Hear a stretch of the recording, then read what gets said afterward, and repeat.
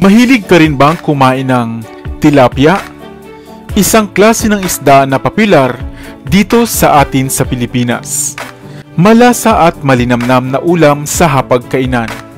Subalit bakit nga ba sinasabing dapat mo itong iwasan? Ano nga ba ang katotohanan sa likod ng balitang ito? Hello, what's up? Your best here. Halika at alamin at ating mas kilalanin ang isdang ito na dapat mo raw iwasang kainin at ang mga kaalamang nakapaloob rito. Pero bago tayo magpatuloy, kung bago ka pa lamang sa ating channel, ay huwag mong kalimutan na pindutin ang subscribe button at ang notification bell upang lagi kang updated sa aking mga bagong uploads. Prito, pinangat, ginataan, at sarsyado. Ilan lamang ito sa mga sikat na luto ng isdang tilapia.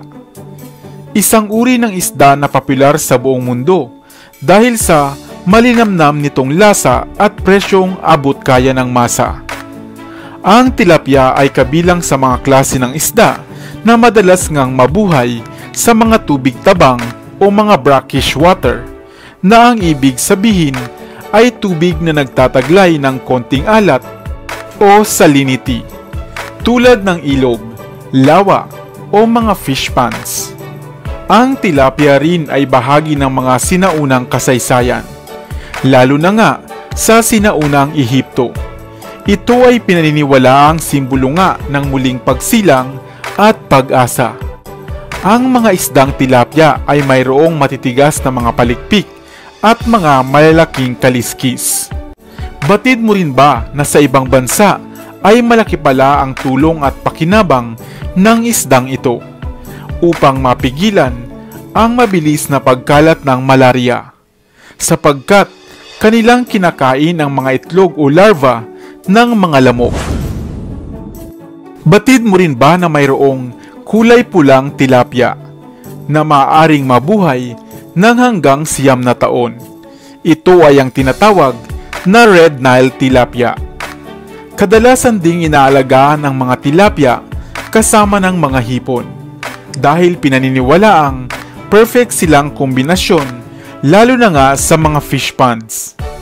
Ang China ang siyang pangunahing producer ng tilapia sa buong mundo, na halos 1.3 million tons ang ine-export sa bawat taon. Sinundan naman ito ng Egypt na 0.5 million tons sa bawat taon. Ang masarap na isdang ito at madaling ang lutuin ay bakit nga raw dapat na iwasan? Ayon sa pag-aaral sa US, ang isdang tilapia raw ay isang klase ng isda na mayroong mababang omega-3 fatty acids. Bagkus ay mataas naman ito sa omega-6. Ngunit ano naman nga ba ang ikinasama nito? Ayon kay Fia Batwa na isang nutritionist dietitian, ang isdang ito na tilapia ay mababa nga sa omega-3 at mataas sa omega-6. Isang pagkaing maaaring magpalala sa mga inflammations at pamamaga sa bahagi ng ating katawan, at maaaring magpalala rin sa mga taong mayroong dinaranas na diabetes. At dahil isa nga ang China sa pangunahing source ng mga frozen exported tilapia sa buong mundo, ay napabalita rin na ang ilan sa mga ito ay mayroong hindi maayos na pagpapalaki at pinapakain nga ng mga dumi buhat sa hayop na maaari ring hindi ligtas para sa mga tao. Ang pagkain ng tilapia ay hindi naman masama, basta huwag lamang itong araw-arawin. At idagdag pa nga na karamihan nga ng mga tilapia dito sa Pilipinas ay sariwa naman at bagong huli. Isang paalala na lagi nating tatandaan na ang lahat nga ng labis ay maaaring makasama rin. Kung kaya naman, huwag araw-arawin ang pagkain ng tilapia. Sana ay may bago kang natutunan sa videong ito. Iwan ka naman ng comment sa comment section sa ibaba. I-like at i-share mo na rin para naman sa kaalaman ng iba.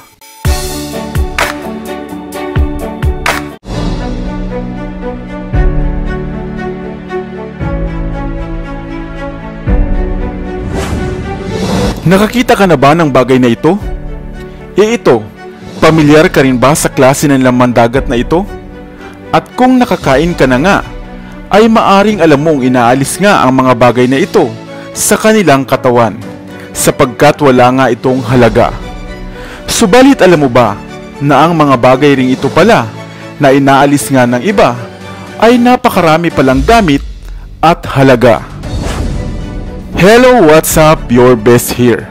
Kaya naman kung madalas mo nang nakikita ang bagay na ito, ay halika dahil marami kang matututunan na maaari mo ngang mapakinabangan. Ang bagay na ito ay tinatawag na cuttlefish bone o ang backbone na makukuha sa mga uri ng cephalopods na cuttlefish. Kapamilya ito ng mga pugita at mga pusit. At kilala nga ito dito sa Pilipinas sa ibang mga katawagan kagaya ng bagulan sa Ormoc, kubutan sa Cebu, kalambutan sa Bicol, at lumot o hibya naman sa Katagalugan. Ang cuttlefish ay isang klase ng nilalang na nagtataglay ng hugis yung mga mata. May kakayahang mag-iba ng kulay at mag-camouflage depende sa kinaroroonan nila. At ang kanilang backbone o ang cuttlefish bone ay ginagamit upang mapanatili nilang magaang at palutang-lutang lang sa tubig ang kanilang mga sarili o ang tinatawag na buoyancy. Madalas nga itong inaalis at itinatapon lamang dahil hindi naman ito makakain o pwedeng lutuin. Subalit batid mo ba na napakarami rin pala nitong gamit at pakinabang sa atin at magagamit mo pang panlunas sa ilang kondisyon sa katawan?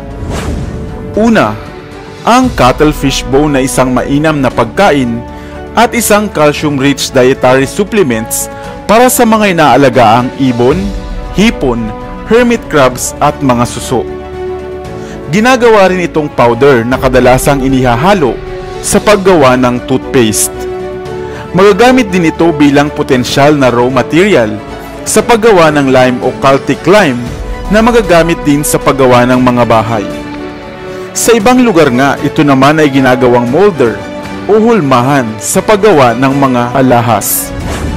Ngunit maliban pa rito, ay mayroon din pala itong benepisyong medikal at maaaring maging panlunas sa ilang kondisyon sa kalusugan. Ayon sa ilang pag-aaral, dahil sa ang cuttlefish bone ay mayaman nga sa calcium, carbon at amino acids, kaya ito ay ginagamit pala bilang antacid o lunas para sa mga mayroong sumasakit na tiyan, acidity, heartburn at diarrhea. Ginagamit rin ito upang maibsan o mapigilan ang internal bleeding sa uterus at katulad pa nitong kondisyon. Maaari mo rin itong gawing pantapal sa mga galos at paso sa balat. Itinatapon nga lamang ang bagay na ito at nagkalat pa nga sa mga dalampasigan. Ngunit marami palang dalang mga pakinabang.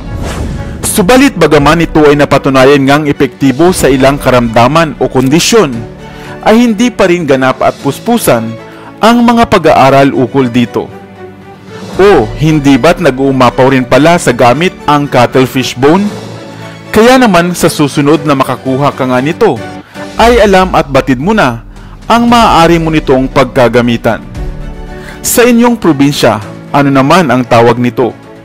Sana ay may bago kang natutunan sa videong ito. Iwan ka naman ng comment sa comment section sa ibaba.